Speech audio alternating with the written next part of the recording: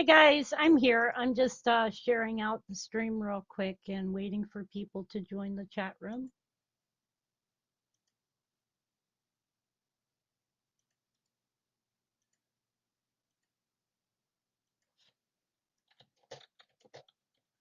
So if you'll give me a few minutes, then I will start.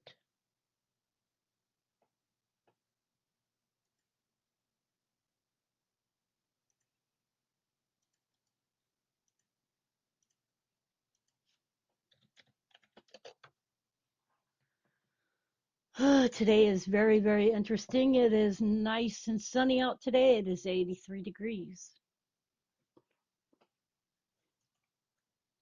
Okay, we have one person watching so far. So let me go to my channel here.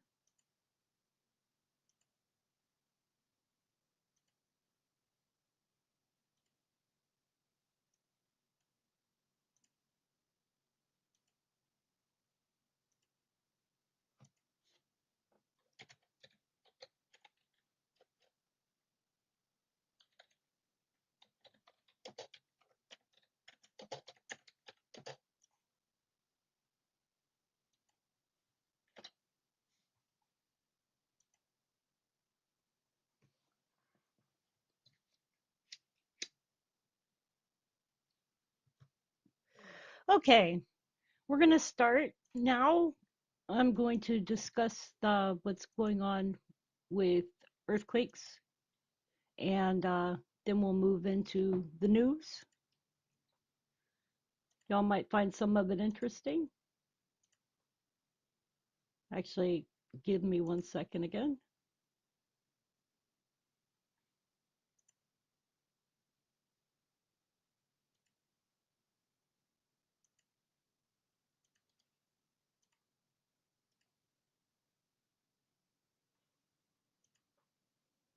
I'm going to try to be doing an update every day live.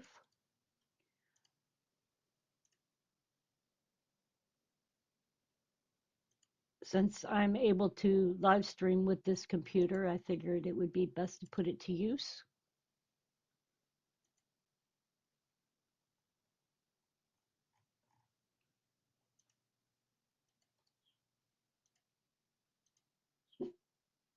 Penny, Penny, Penny, Penny, excuse me. Penny. Y'all give me a minute. My dog is barking at another dog. Penny. It's just a dog, dude. Ugh. It's just a dog, baby. It's just a dog. Hey, hey. It's just a dog. It's okay. All right. We're going to start off with EMSC. Today is 6/3/2023. The time is 1:16 p.m. Eastern Standard Time. First, we will note that Texas had a 3.0 earthquake. That 3.0 was 6 kilometers deep. Now, I have not looked at any of these earthquakes yet, so bear with me. We are going to look at them together. If you are new here, please remember to like, subscribe, share the video, comment on the video. Feel free to comment in chat. This is the area where the earthquake has struck in Texas, and as we can see, there is lots of drilling going on. This is oil drilling. So you can see lots of it. You can also see this is a volcanic region. This volcano here is Carrizozo, and it's a cinder cone.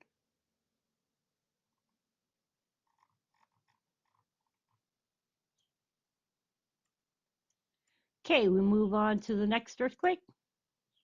Was in Colorado. It was a 3.0. It was also 6 kilometers deep.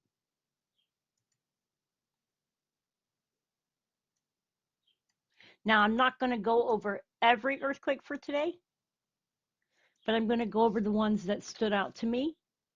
The Gulf of Aden has been shaking quite a bit. So we're going to look at one of the earthquakes for that region as well.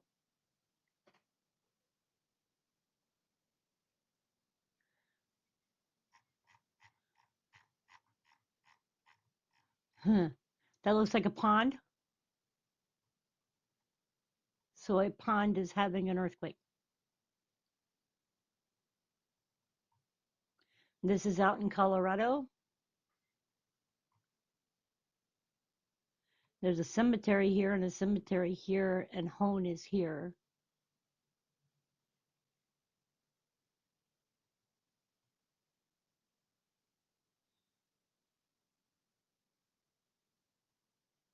So not much there. We'll move on to the next one. Vanuatu had a 4.9. It was 10 kilometers deep. South Peru had a 5.0. It was 2 kilometers deep. Penn. That's a dog.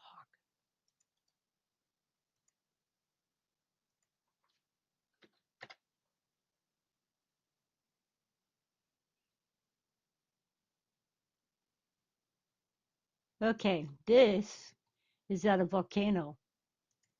This is Subankaya. So we're going to do a tilt here so y'all can see it. This is Subankaya volcano. And Pato.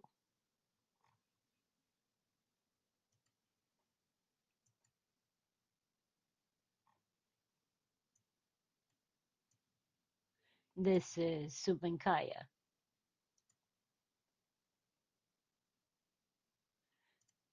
Let's see here if there's any views in this area.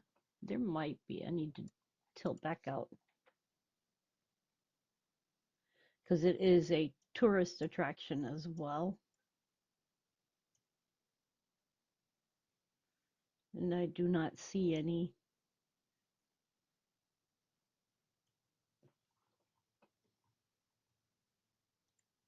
But as you can see right here, tourist attraction.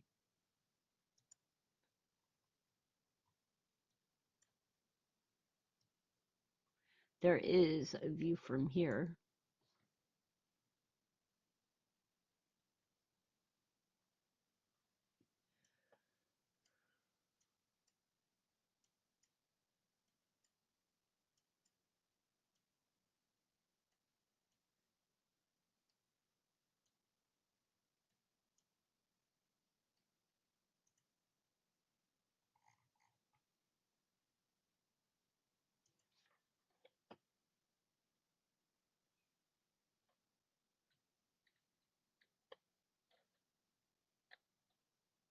One second.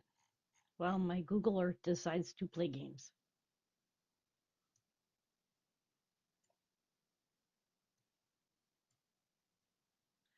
And let me close it again. Okay.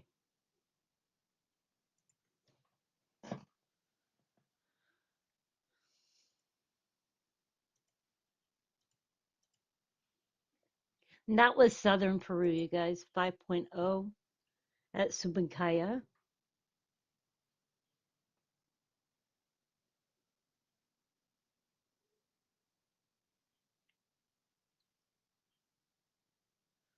And now I'm lost.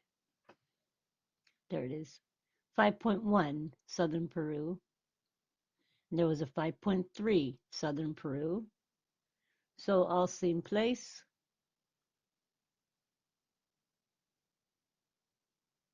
Yeah, they're both at the same place. You can tell by the coordinates that are given.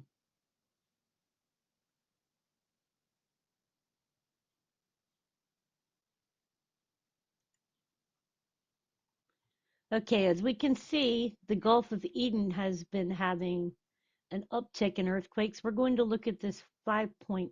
In the Gulf of Eden, it was 10 kilometers deep.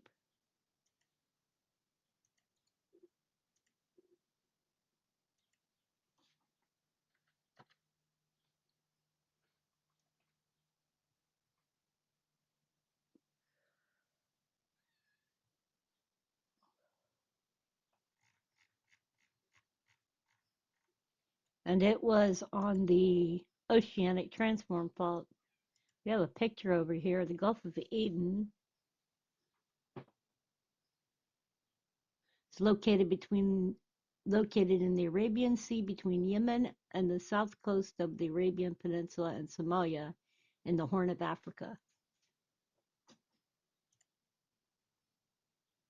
We can see that's the oceanic spreading rift, the oceanic transform fault,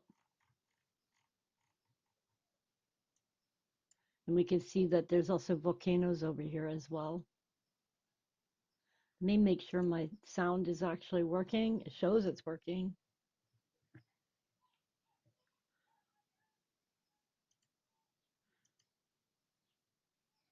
Give me 1 second. Okay, good. All right, so that was the earthquake in the Gulf of Aden. It was 10 kilometers deep. You can see that they had a 5.2, a 4.8, a 4.9, a 4.6, a 4.7, led up to a 5.8. And then there was a 4.5 in Turkmenistan. Then you also have another 4.5 in the Gulf of Aden.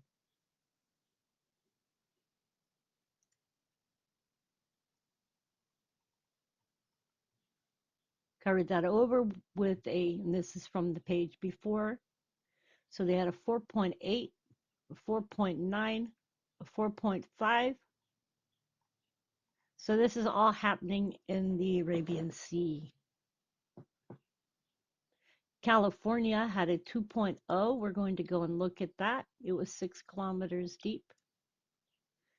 It was about 6 miles from Hollister.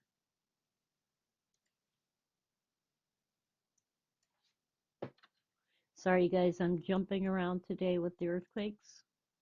If I miss any, I apologize. I'm not going to do all of them, but I am doing most of them. Okay, so we can see that this earthquake is on the Calaveras Fault. Now, we did have a 4.0 earthquake today, so we will be looking at that one as well.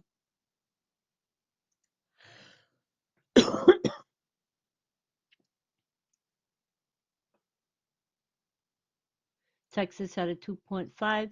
Gulf of Aden also had a 4.4. California had a 4.4. It was 5 kilometers deep. That's around 3 miles.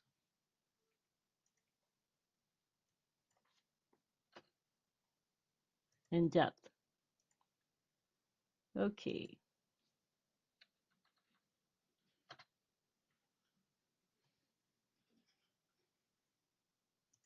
This 4.4 was occurring between the Kaliami fault line and the Makama fault zone and the Right Way fault. And this is the Clear Lake volcano over here.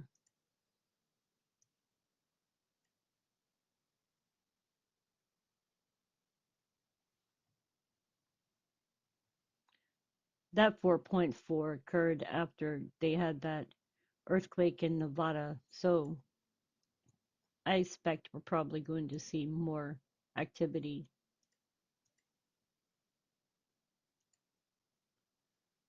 There was also a 2.3. It was at the same location. Then there was a 2.5 and a 2.2.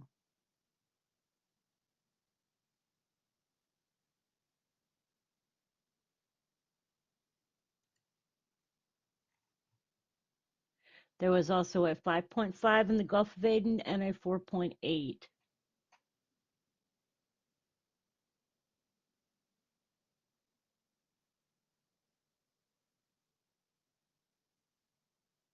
There was a 4.8, the Unimak Island region of Alaska. It was 66 kilometers in depth. Let's see what the KM is on that.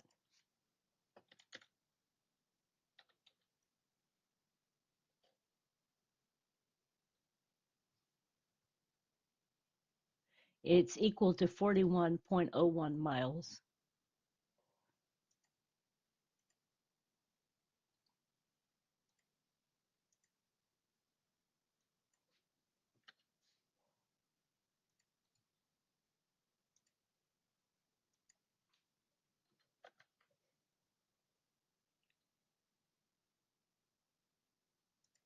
Can see this is happening near the subduction zone. This is off the Unimak Islands here. You can also see the volcanoes that are along this area, and this is stellar sea lion protection area. And you can see the drop off here.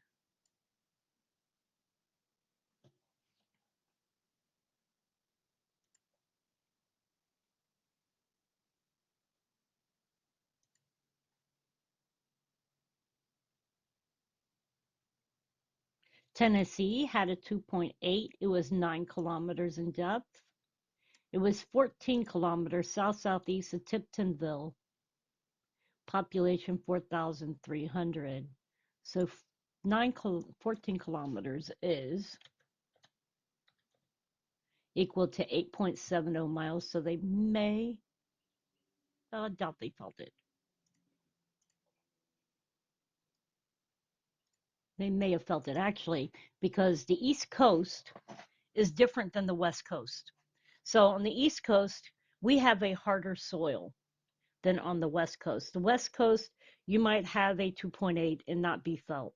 But on the East Coast, a 2.8 would be felt.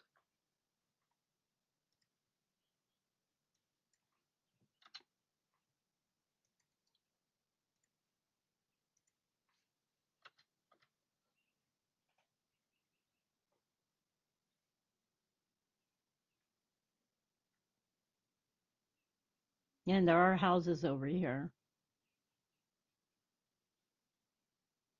That's a landfill there. Of course, you got a cemetery here. I notice a lot of earthquakes happen near cemeteries. I find that strange. But this is the landfill.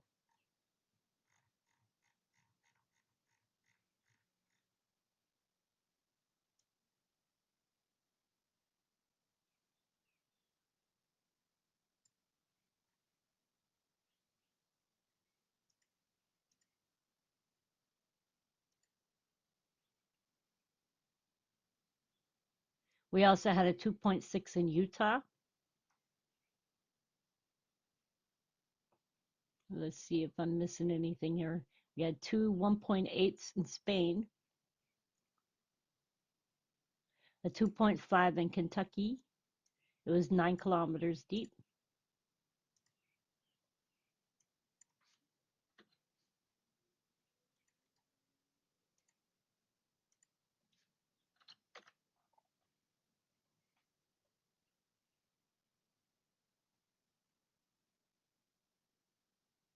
Looks like fields here.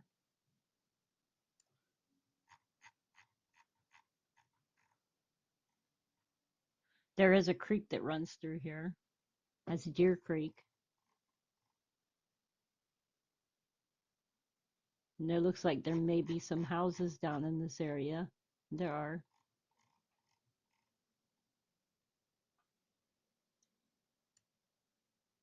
And of course, two cemeteries.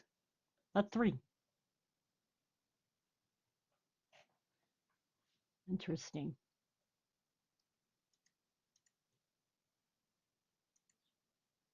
Okay, so let's go on to my news for today. The latest news is that Fort Bragg, near where I live, because I live in Fayetteville, Fort Bragg area, is becoming Fort Liberty. And this article states the sun will set on Fort Bragg on Thursday and rise on Fort Liberty on Friday. The world's most populated military installation will redesignate to Fort Liberty at the end of the week, following the Sunset March Thursday. The 2021 National Defense Authorization Act mandated the name change of Department of Defense assets that commemorate the Confederacy. Fort Bragg is currently named after North Carolina native Braxton Bragg, an artillery officer who fought in the Mexican-American War, was a Confederate general in the Civil War, and was associated with being a slave owner. Here's the latest on what we know. When is the redesignation? A ceremony will be held at 9 a.m. Friday to rename Fort Bragg to Fort Liberty. The ceremony will include the casing of Fort Bragg's garrison colors and uncasing of Fort Liberty's colors. According to Media Advisory, the event will be live streamed on the Fort Bragg Paraglide Facebook page. So remember that, Fort Bragg Paraglide Facebook page. When will the signs be changed? Well, I'm going to tell you guys, I drove yesterday and already noticed that one of the signs on Bragg Boulevard has already changed. So that has changed. The ceremony will be held at 9 a.m. Friday. Oh, wait. The Paraglide Facebook page, which is an information page for the installation, put out a call in March asking community members to submit designs for new signs by April 21st. The sign is expected to be revealed during Friday's designation ceremony. That was yesterday. On Monday, a tarp covered a structure near the All-American Gate, Fort Bragg Visitor Center, that appeared to be the size of signs at other military installations. The wooden sign, after entering the All-American Gate, has been removed, as has the sign on NC 24 towards Spring Lake. In early May, Garrison Commander Sergeant Major Gregory Seymour tweeted a photo of one of Fort Bragg's signs being removed. Now I'm going to tell y'all, I have driven around here and I have seen the signs covered up, and I thought that was kind of creepy. Even Pope Air Force Base or Simmons Air Force Base sign was covered up, and it has now changed as well. It is now Army Airfield. In early May, Garrison Commander Sergeant Major Seymour tweeted a photo of one of Fort Bragg's signs being removed. As of Friday, the wooden sign near the Stryker Golf Course appeared to be the few remaining sites on post, but was covered by Tuesday. When will the Department of Transportation signs change? As of April, the cost to replace overhead, highway, and directional signs maintained by the North Carolina Department of Transportation was estimated at $500,000, said Andrew Barksdale, a spokesman of the State Department of Transportation. Now, yeah, all the signs on the roads and overhead signs are still the same. Barksdale said highway officials will proceed with a contract to make the changes after Friday's ceremony. Directional signs in the region along Interstates 95 and 295 should be replaced by the end of the year, he said. Now, anybody traveling here, don't get confused, because I don't know how long it'll take for GPS to get caught up. During the March Media Roundtable, Fort Bragg leaders said 9 roads on post named after Confederates would also be renamed. Mosby Street was renamed Shacknow Lane last year after Major General Sidney Shacknow. Okay, what a name. An only general officer in the Army to have survived the Holocaust and who served in special forces for more than 30 years. Signs on posts for Riley Road also changed this year to Merritt Avenue after Kenneth Rock Merritt was a World War II and Vietnam veteran who jumped into Normandy on D-Day, June 6, 1944, and served during Operation Market Garden and the Battle of the Bulge. Merritt served as the 18th Airborne Corps top senior enlisted advisor twice. Off-post roads and addresses change. Officials have previously said that changing roads on posts such as Riley Road and Bragg Boulevard would require a Cumberland County stakeholder process for address and 911 purposes. The matter has not appeared on Cumberland County Commissioner's agenda as a discussion item to date. According to Fort Liberty section of the Fort Bragg's website, a change of address form does not need to be submitted for addresses that have had street name changes on post. According to the site, officials are working with U.S. Postal Services, which will indefinitely recognize both new and old addresses. And something else that I found out is if you were born on Fort Bragg, like my daughter was, or now Fort Liberty, it won't affect her birth certificate. Well, that's what we're being told. Um, so who knows?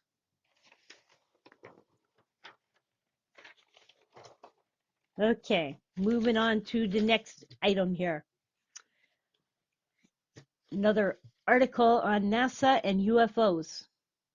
NASA opened its much anticipated public hearing on UFOs on Wednesday amidst harassment concerns faced by the agency's 16-person team studying events in the sky that cannot be identified as aircraft or as known natural phenomenon.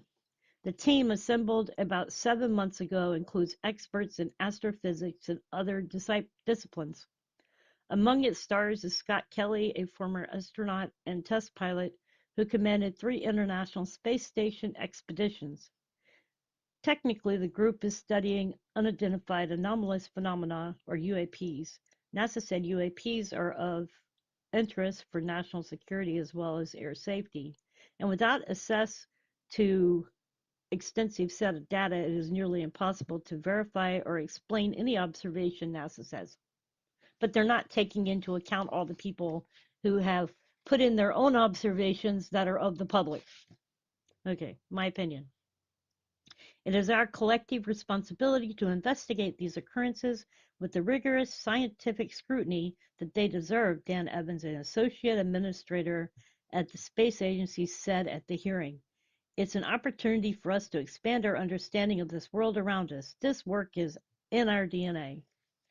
Thomas Zurbuchen, associate administrator of the Science Mission Directorate at NASA, said understanding data surrounding UAPs is crucial to drawing scientific conclusions about what is happening in our skies. Data is the language of scientists and makes the unexplainable explainable. The panel gathered at NASA's headquarters in Washington, D.C., but the public took part remotely. Why didn't they allow the public to be there? The panel's final report is expected this summer. Evans said that some members of the team have faced online harassment for participating in the study and that NASA's security was addressing it. He did not reveal details of the harassment.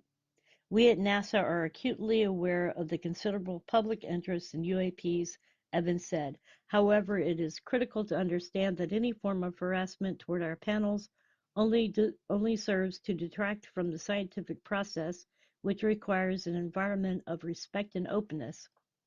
The team is trying to determine how data gathered by civilian government agencies, commercial data, and data from other sources can be analyzed to shed light on UAPs.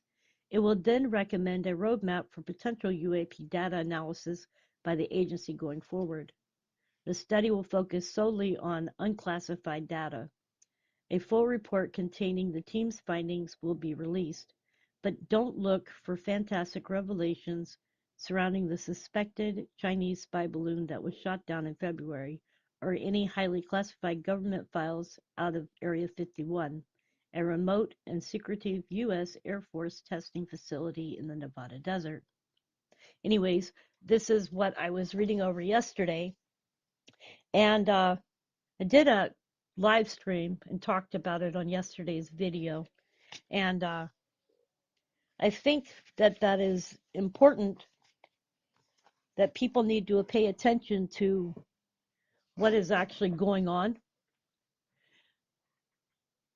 and put some credence into it. There are many, many, many, many people who have seen things, who have reported things. Like I said yesterday, I can't say that UFOs don't exist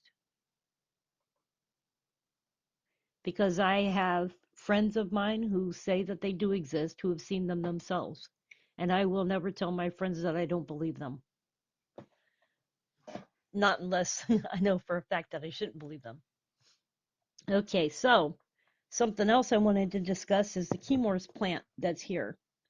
Chemours, which is outside of town here, is planning on unionizing, and they will be having their vote Thursday and Friday as to whether to form a union.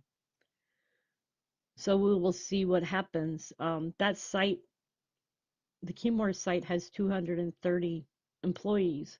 However, over the last several years, they have been in the news for PFAS chemicals that have ended up in the water here in Fayetteville and surrounding areas.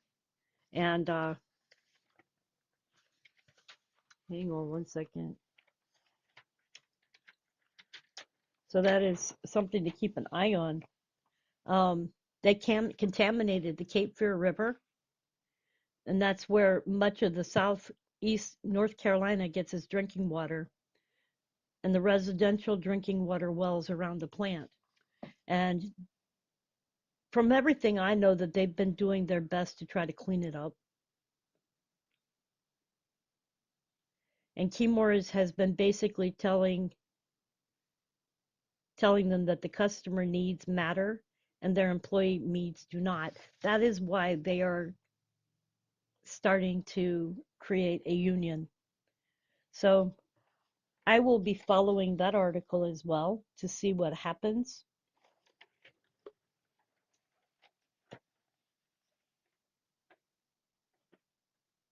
And by the way, you guys, the Atlantic hurricane season has officially started.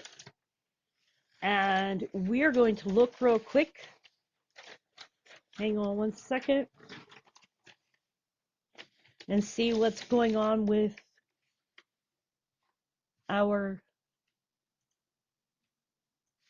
tropical storm that was in the Gulf.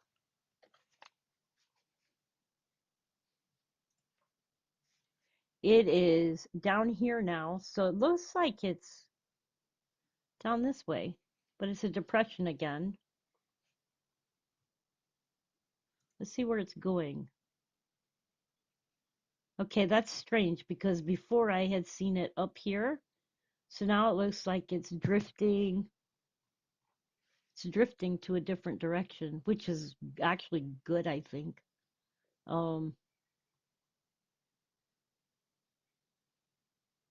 it's moving south-southeast. So south-southeast. I would think east is this way. So south-southeast. What does it show that way? It's still going up this way. What's our winds at today? Winds are at 35 miles per hour, and the minimum pressure has dropped to 1,000 millibars, which is lower than it was yesterday. So it looks to me, says it's weakened to a tropical depression, but it was a tropical depression. Well, it was a tropical storm yesterday. So now it's a tropical depression. Hopefully it will continue to lose steam and fizzle out. And it could be because of, I forget what it's called, when the pressure comes offshore, dries it out. I'm not good at weather stuff. I just know how to read it. Okay, so we finished up with that. All right, so anyways, Miami. It's time for residents along the southeastern U.S. coastlines to make sure they have their storm plans in place as the 2023 Atlantic hurricane season gets underway on Thursday.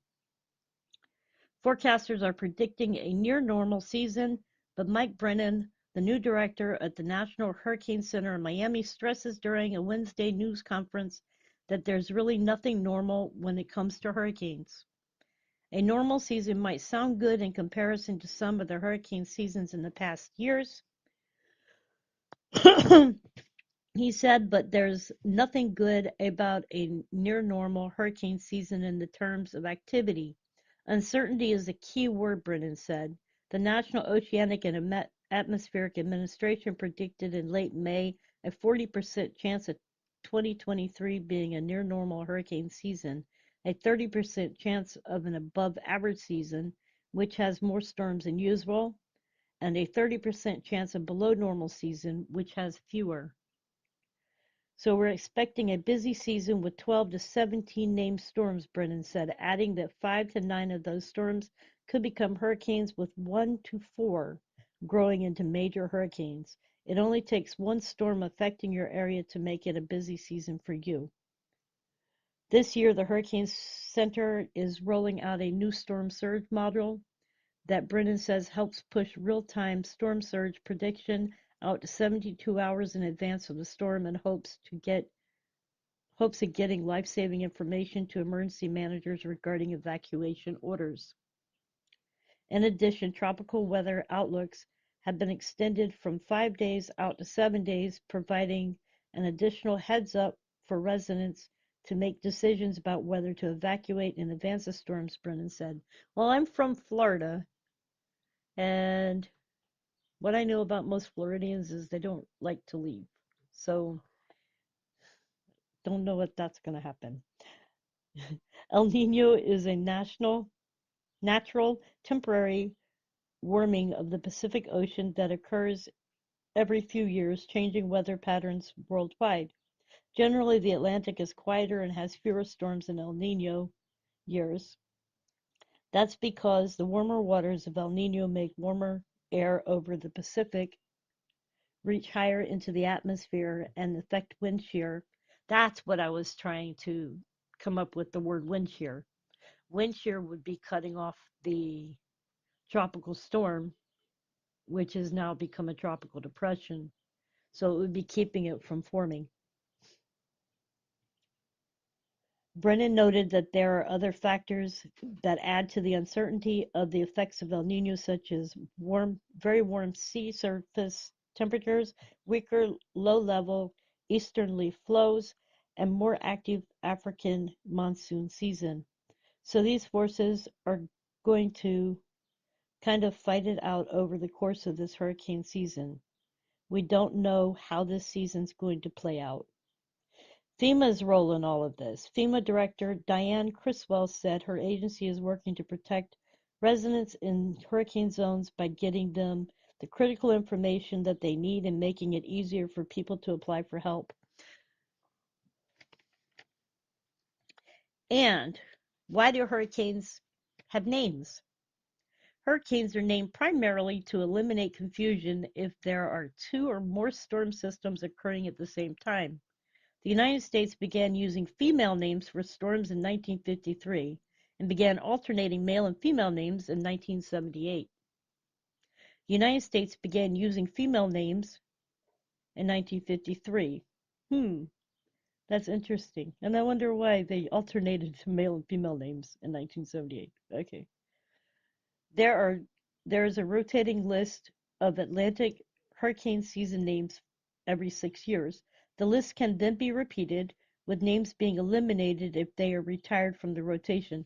Most of the time they are retired because they were major storms that caused a lot of damage. According to the National Hurricane Center's website, the 2023 hurricane names are Arlene, Brett, Cindy, Don, Emily, Franklin, Gert, Harold. I thought Harold was the one storm we had a long time ago, and I thought it was retired. Adalia, Jose, Katia, Lee, Margot, Nigel, Ophelia, Felipe, Rena, Sean, Tammy, Vince, and Whitney. Interesting names. Hurricane names are routinely retired if a storm was so deadly, and that's what I was just saying, or caused so much destruction that using the name again would be inappropriate. It's not up to the National Hurricane Center to retire a name, however. That practice is left to the International Committee of the World Meteorological Organization, which selects another name to replace the retired one. The most recent names to be retired include Ian, which struck southwest Florida as a Category 5 hurricane in September 2022, with ferocious winds and storm surge as high as 15 feet. Ian killed more than 156 people in the U.S., the vast majority in Florida, according to the Comprehensive National Oceanic and Atmospheric Administration report on the hurricane. Wow. So anyways, you guys, that was the news.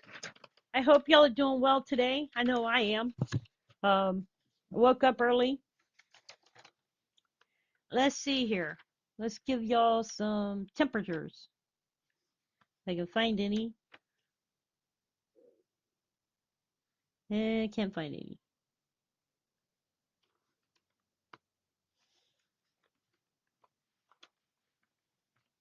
Do know this much. It's hot throughout most of United States, except for Billings, Montana. They seem to have a low system going on. And Seattle seems to be in the 60s.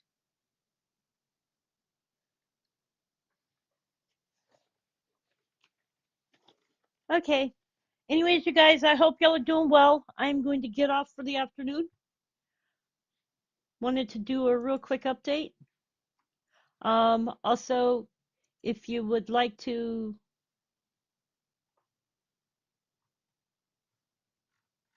please subscribe, like, share my video. I always post things on my community tab, so you can also see things there when I make videos that I don't have here. And also, if you would like to help me out, I reached 255 on my fundraiser.